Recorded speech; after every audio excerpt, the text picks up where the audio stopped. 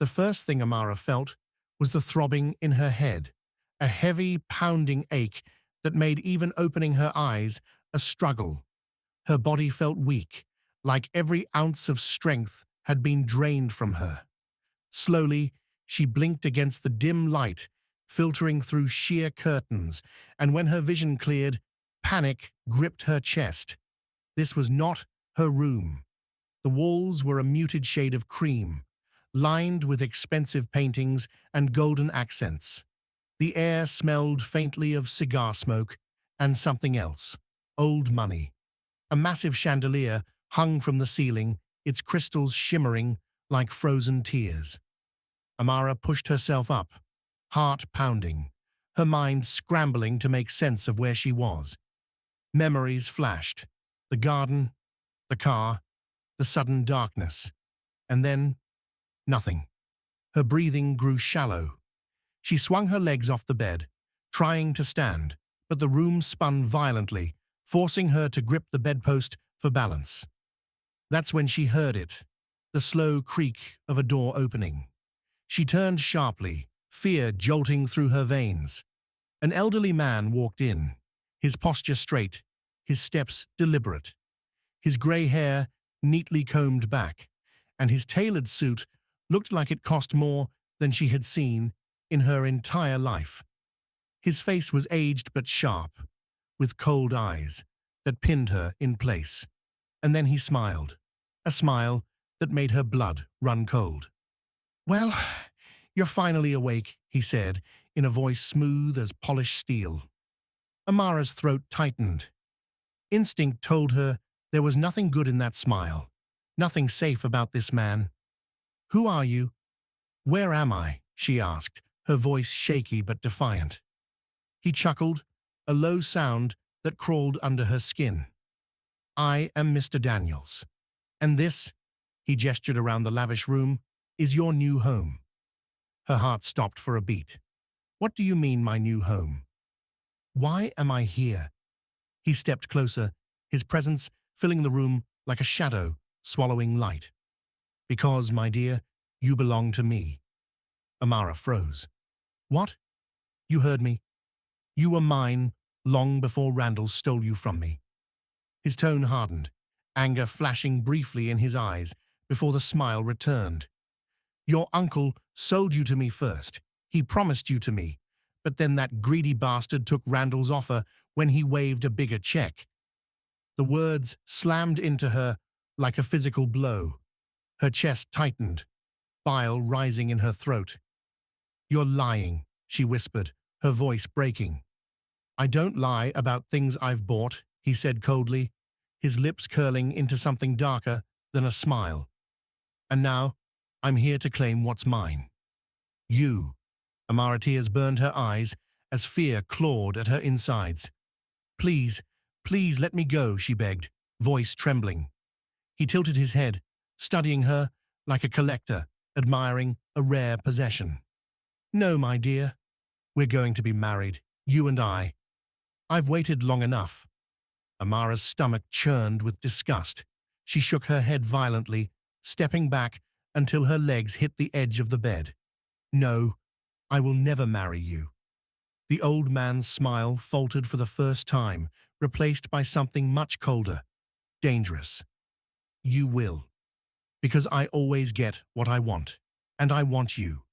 Her pleas meant nothing. Her fear meant nothing. Because in Mr. Daniels's world, money wasn't just power, it was law. And Amara was now his property. The city was sleeping, but inside Randall's mansion, the night pulsed with fury. Randall stood near the floor-to-ceiling windows of his private study, his broad shoulders stiff, his fists balled so tight his knuckles gleamed white. The skyline stretched endlessly, glittering like a sea of diamonds, but he didn't see any of it. All he saw was her, Amara, alone in that monster's house. Stiles sat casually on the edge of the desk behind him, nursing a glass of whiskey, though even he wasn't as calm as he looked. His sharp eyes tracked Randall carefully. "You're sure it's Daniels?" Randall's voice was low, vibrating with barely restrained violence. Styles nodded once. No doubt. The old man's obsessed. He's been after her since the deal with her uncle. He thinks she was his before you stepped in. Randall turned sharply, his jaw flexing, eyes like molten steel. She was never his. Never. His voice was lethal calm, the kind that came before bloodshed. Styles took a slow sip. Her uncle sold her to Daniels first. Then you came in with a higher offer and snatched her out from under him. Now he's pissed. And you know, Daniels, money makes him think he owns the world. Randall's chest rose and fell like a beast caged too long. If he lays a hand on her... He didn't finish. He didn't need to. The rage in his eyes spoke loud enough. Styles set the glass down. Then let's move. Before that bastard tries to make her his wife like he said. Randall's fists uncurled slowly. His decision already made. We leave now. His voice was steel. His resolve unbreakable. Hours later, the Daniels estate slept under a blanket of darkness. The towering gates, the manicured lawns, the sprawling mansion, it all screamed old money and ruthless power. But tonight, that power was about to be tested. Two black SUVs ghosted through the night, engines humming low. Inside the lead car, Randall sat like a predator on the edge of a kill, calm, silent, deadly. By the time they reached the property, the guards were nothing more than whispers in the dark. Silences hissed, shadows moved, and within minutes, Randall was inside the mansion, a storm in human form. He found her on the second floor. Amara sat on the edge of a massive bed, arms wrapped around herself like a fragile shield. Her tear-streaked face turned toward the door when it opened, and her breath caught. Randall, her voice was a whisper, trembling like glass. He crossed the room in 2 strides, his presence filling the space with something fierce and unyielding. His hands gripped her shoulders, not hard, but firm enough to ground her. Are you hurt? His tone was sharp, urgent. She shook her head, though fear shimmered in her eyes, and something else, confusion. Why are you here? She breathed. His jaw tightened. To take you home. Her lips trembled, and then the words tumbled out, raw, aching. Home. Randall, you brought me too. Her voice cracked like a whip of pain. What's the difference between you and him? The words sliced through him. For a heartbeat, something shifted in his eyes. Hurt, anger, maybe both. But then he leaned closer, his voice dropping to a rough whisper that trembled with sincerity. The difference, he said slowly, is that I would burn the world before I let anyone hurt you. I don't own you, Amara. I protect you. Her chest rose and fell fast, tears spilling again. I will never hurt you, he vowed, his thumb brushing her cheek with surprising gentleness. Not now, not ever. You're safe with me, I swear it. His eyes locked on hers, dark and steady, like an anchor in a raging storm. Please, come with me. Just trust me. Her heart fluttered painfully. She wanted to believe him. God, she wanted to. But fear still clawed at her. Take me home, she whispered. To my family. He hesitated, jaw tight. I can't take you back there. Not yet. It's not safe, Randall. I swear on my life, you'll see them again. But right now, if Daniels finds you here tomorrow, you won't have a choice anymore. His voice hardened at the edges. Come with me, Amara. Let me keep you safe. Something in his tone, desperation laced with something deeper, something she didn't want to name, made her nod slowly. Randall exhaled sharply, relief flashing in his eyes. He slid his arm around her, guiding her toward the door. But they didn't make it far. The door slammed open, and there he was, Mr. Daniels. His silver hair gleamed under the soft glow of the chandelier, his bespoke suit sharp as a blade, his smile venomous. Two guards loomed behind him, hulking shadows, ready to pounce. Going somewhere? His voice was smooth as silk and twice as cold. Randall shifted, pulling Amara behind him, his stance radiating lethal calm. "Move," he said flatly. Daniels chuckled, slow and mocking. "You think you can just walk out with what's mine?" Randall's jaw flexed. "She was never yours, old man." "And she never will be." Daniels's smile thinned. "Your money doesn't make you a god, Randall." Randall took a step forward, his height towering, his voice dropping like a blade. "No, Daniels, but it makes me untouchable. Remember who I am before you make the mistake of your life." Daniel's eyes narrowed, but his smirk held. "Threats don't scare me, boy. I've been doing this before you were even born." Randall leaned in, voice like ice.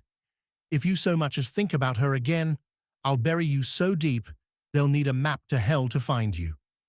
The room crackled with tension, a silent war of power and pride. Daniels didn't flinch, Randall didn't blink. Then, another voice, calm, deadly. "Is there a problem here?" Styles. He stepped into the doorway, his gun loose in his grip, but his eyes sharp and merciless. The guards froze. They weren't paid enough to die tonight. Randall didn't wait. He grabbed Amara's hand and pulled her close. "Let's go." Her pulse raced as they moved past Daniels, whose face burned crimson with fury.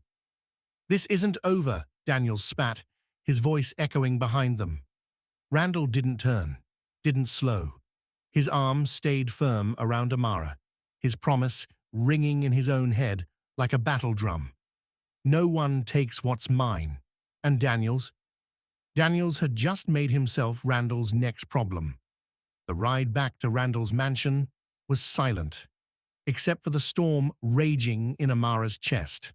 Her heart thudded painfully against her ribs as the black SUV sped through the sleeping city. Randall sat beside her, his hand resting on his knee, fingers flexing like he was holding himself back from reaching for her.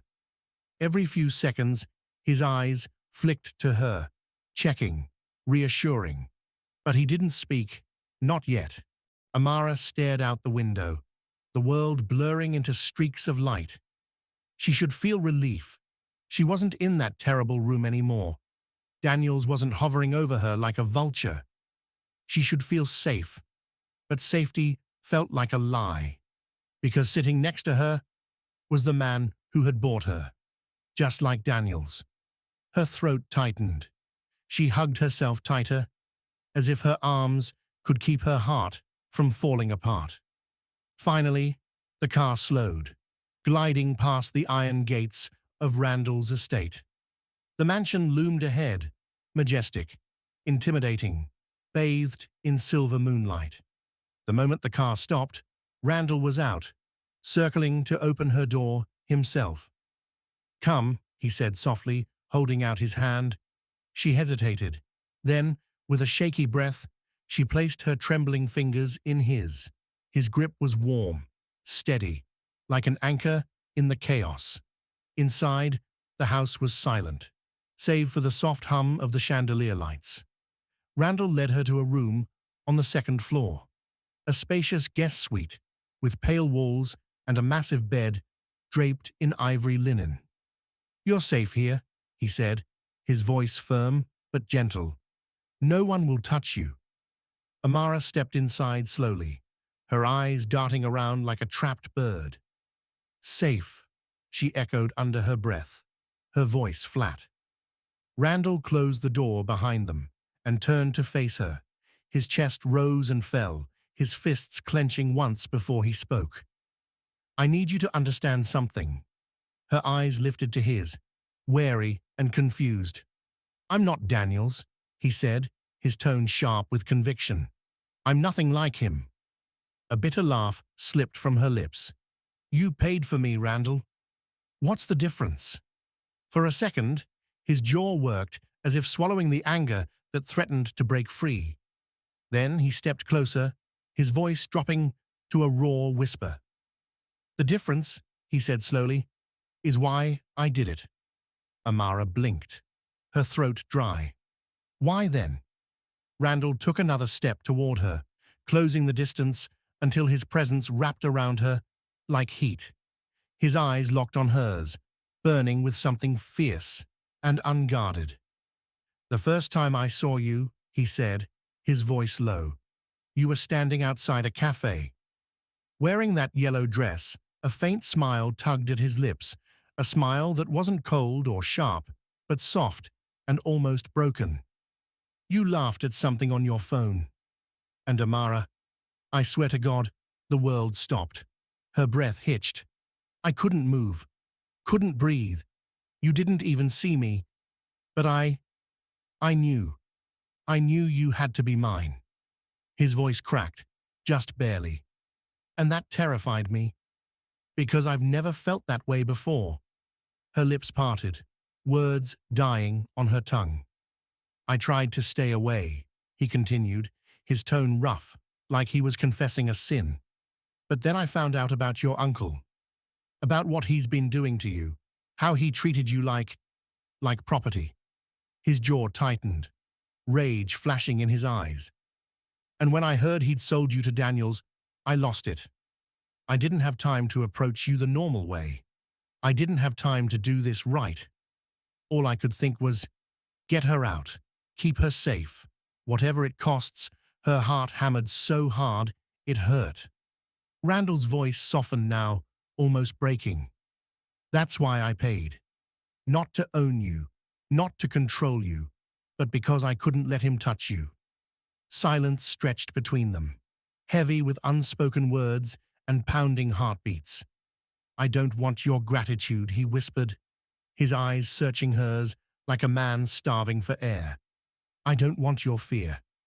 I just need you to know that I would never hurt you, Amara." Never. Something hot pricked behind her eyes. Her chest ached with confusion, because everything about this was wrong. But his words didn't feel like a lie. "Randall," her voice trembled, "why are you telling me this?" His answer was a raw confession, torn straight from his soul. "Because I can't stop myself." Before she could breathe, he reached out, not roughly, not claiming, but with a reverence that stole her breath, and gently brushed her cheek with his thumb. His fingers lingered, brushing her cheek like porcelain. "Every time I'm near you," he said hoarsely, "it's like there's a magnet pulling me in. I can't fight it. I don't even want to. You've become my whole damn world, Amara." Her heart fluttered violently, like a bird beating against its cage. She didn't understand any of this, didn't understand him. But God help her. A part of her believed him. A part of her wanted to believe. Still, fear whispered through her veins.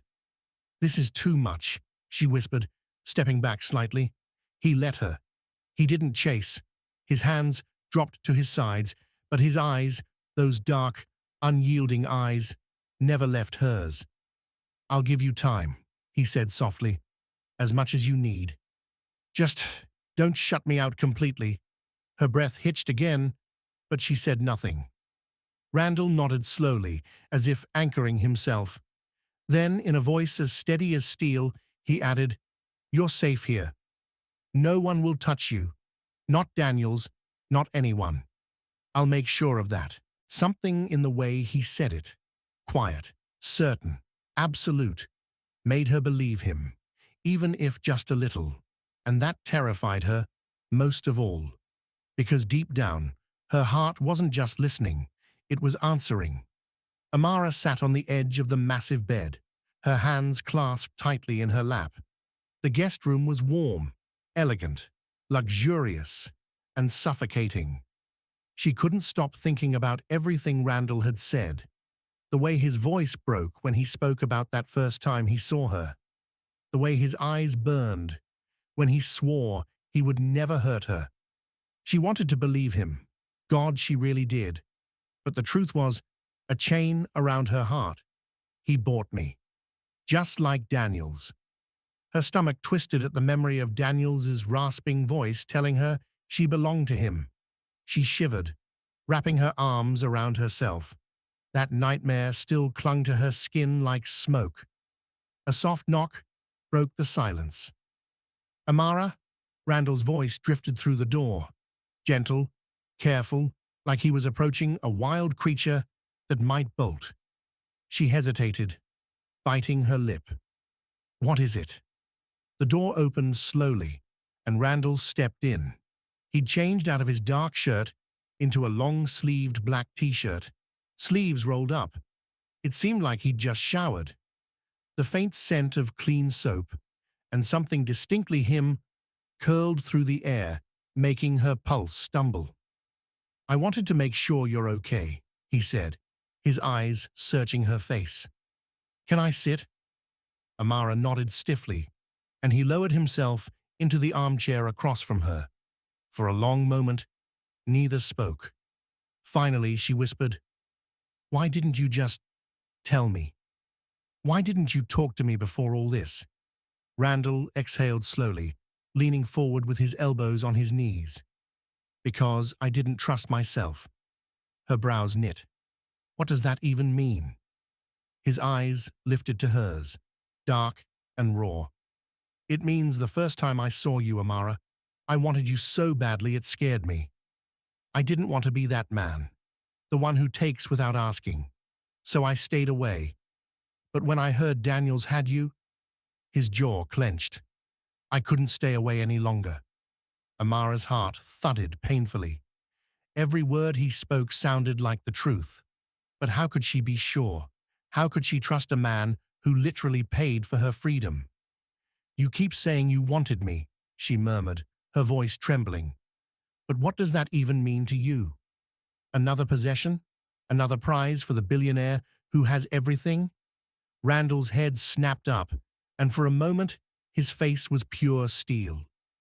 Don't, he said, his voice low and lethal. Don't compare me to Daniel's.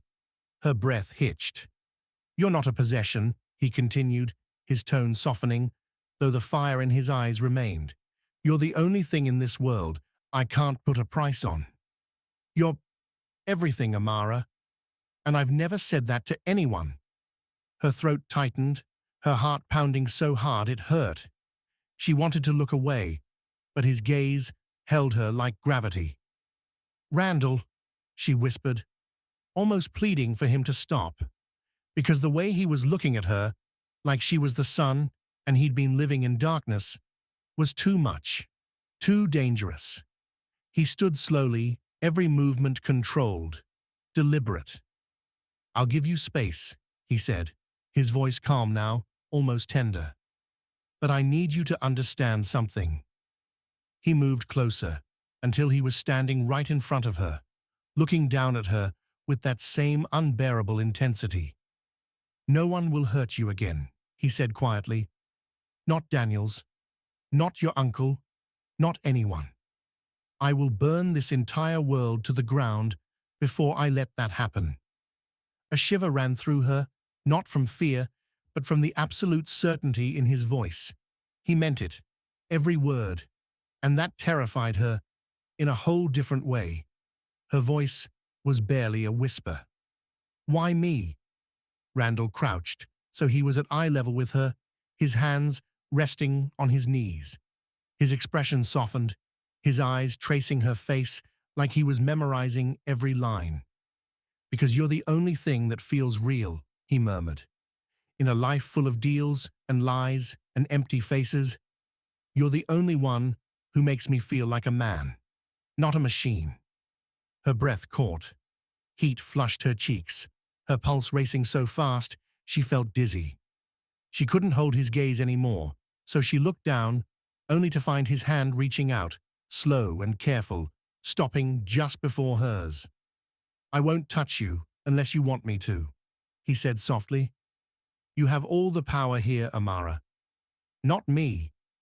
Her heart ached at the sincerity in his voice. She wanted to hate him, to push him away, to keep the walls up. But God, something inside her was crumbling. Still, fear whispered. I want to go home, she said, her voice breaking. His jaw tightened, but his tone stayed gentle. I know. And when it's safe, I'll take you there.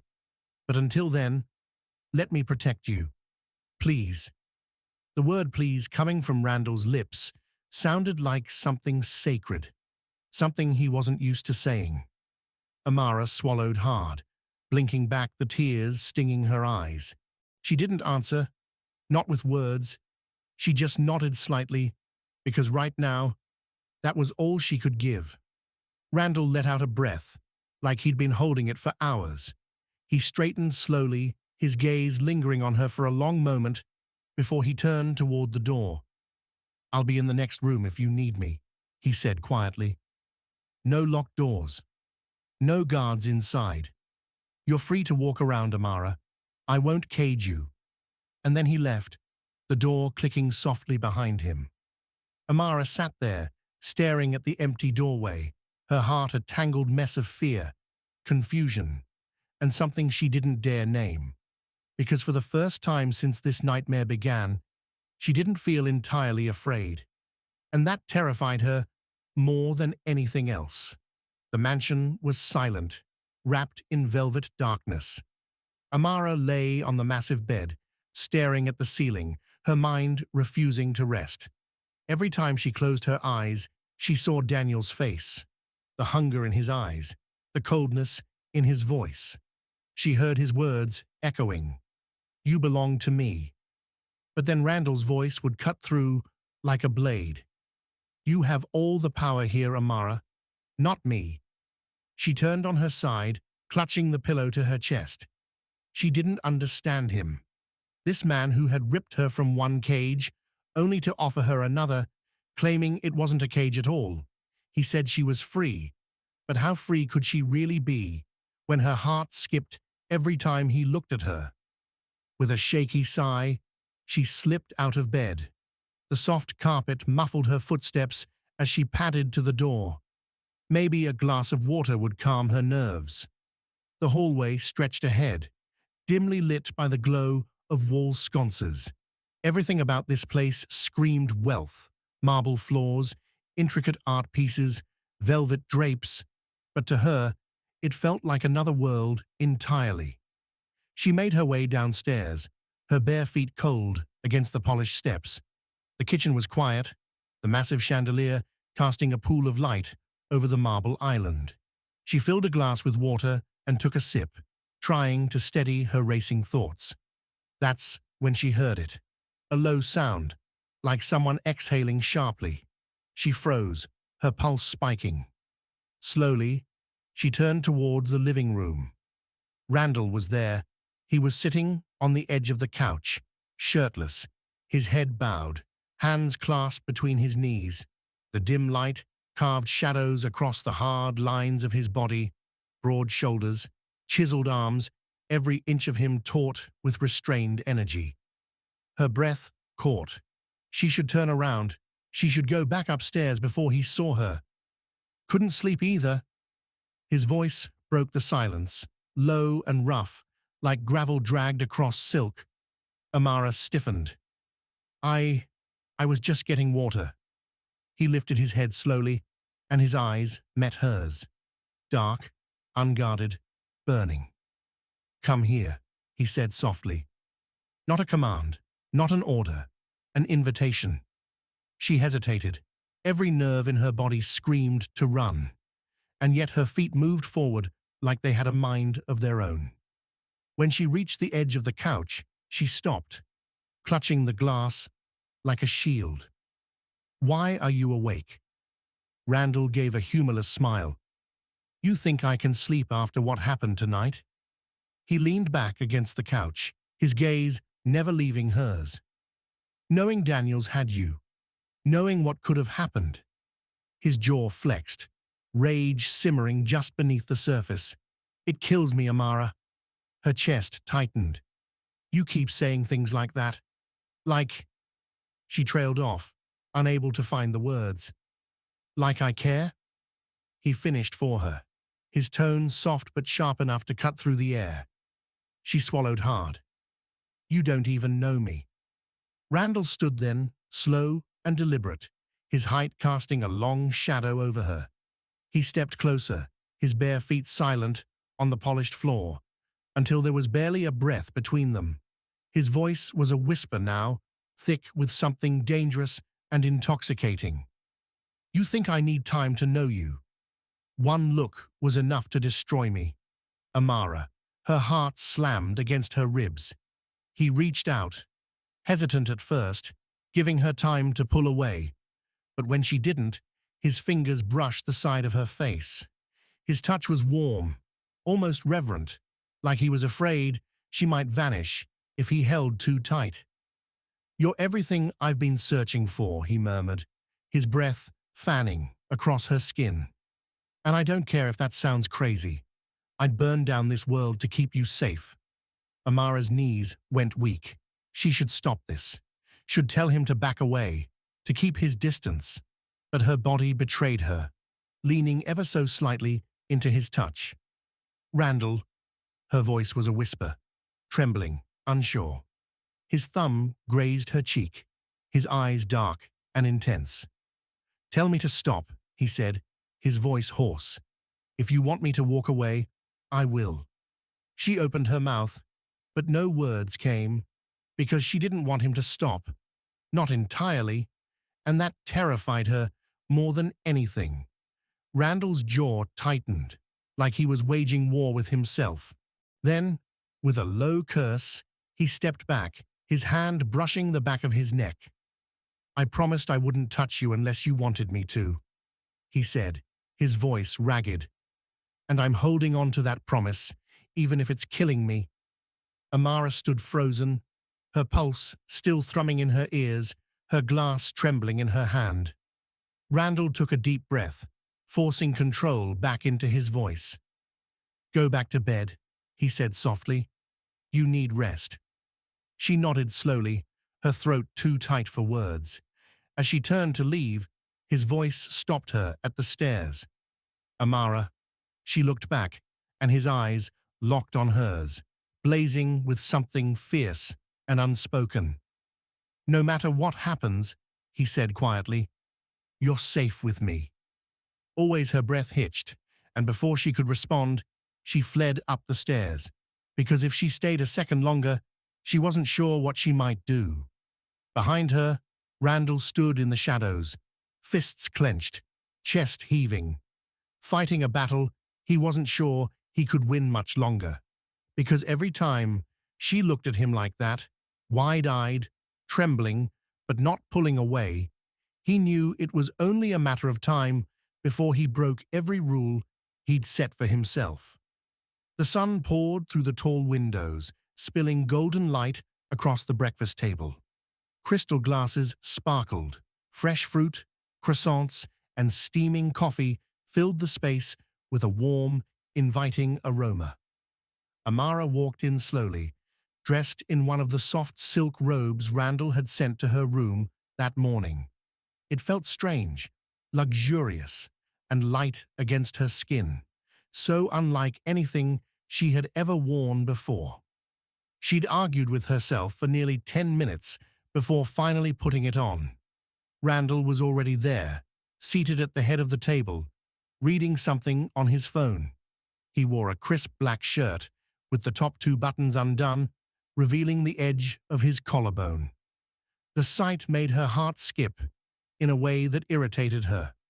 He looked up the second she entered, and for a moment, something fierce and tender flickered in his eyes. Then a slow smile curved his lips. Good morning, he said, his voice rich and smooth, like velvet dipped in heat. Sleep well? Amara hesitated, then sat across from him. As well as I could, she said softly, reaching for a piece of fruit to avoid his gaze. Randall set his phone aside, giving her his full attention. You didn't have any nightmares, did you? Her brows drew together. How would you know if I did? I checked on you, he said simply, as if it was the most natural thing in the world. Her head snapped up. "You what?" He chuckled, leaning back in his chair. "Relax, I didn't go inside, just made sure you were okay."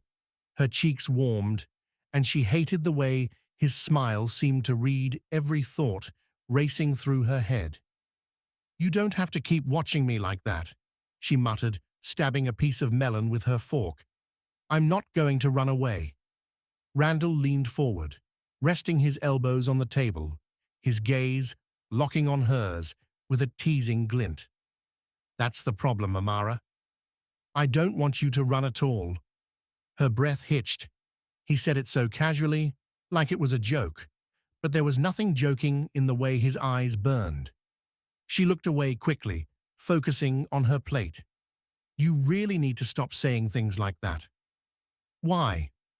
His tone was low, playful, but edged with heat.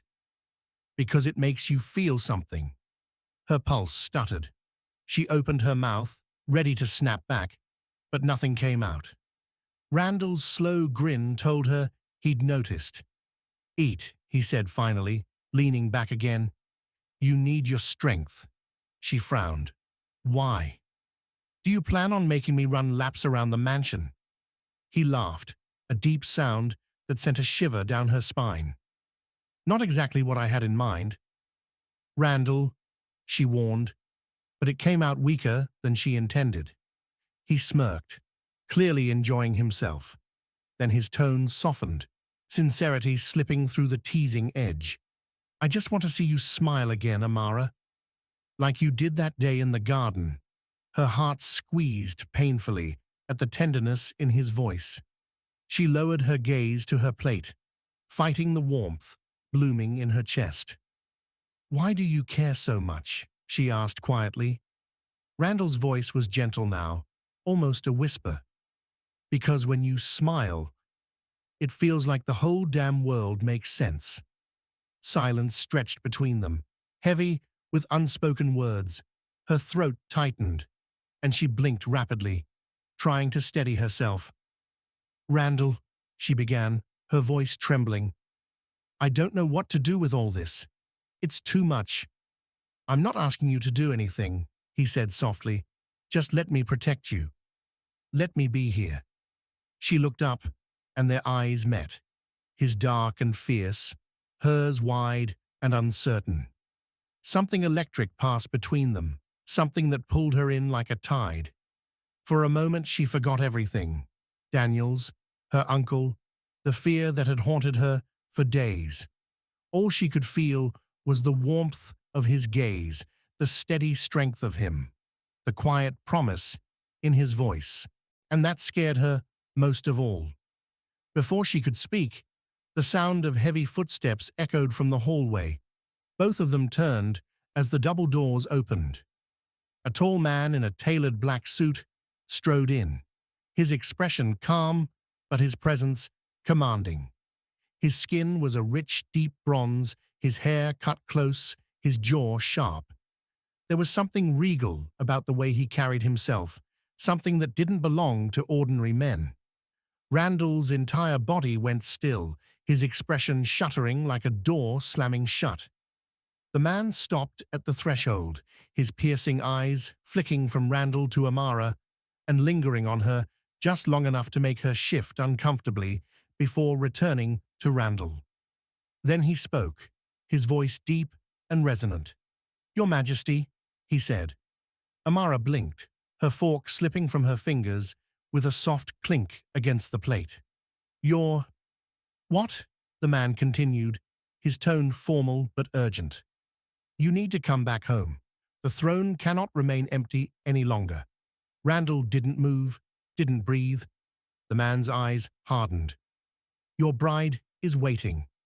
The room fell into stunned silence. Amara stared at Randall, her pulse roaring in her ears. His bride? His throne? What in God's name was happening? Randall's jaw clenched, his dark gaze locked on the man at the door. And for the first time since she met him, Amara saw something in Randall's eyes she had never seen before. Conflict. Thank you for listening. If you enjoyed this tale, remember to like, share, and subscribe so you don't miss the next journey into our African stories. Until then, stay curious, stay kind,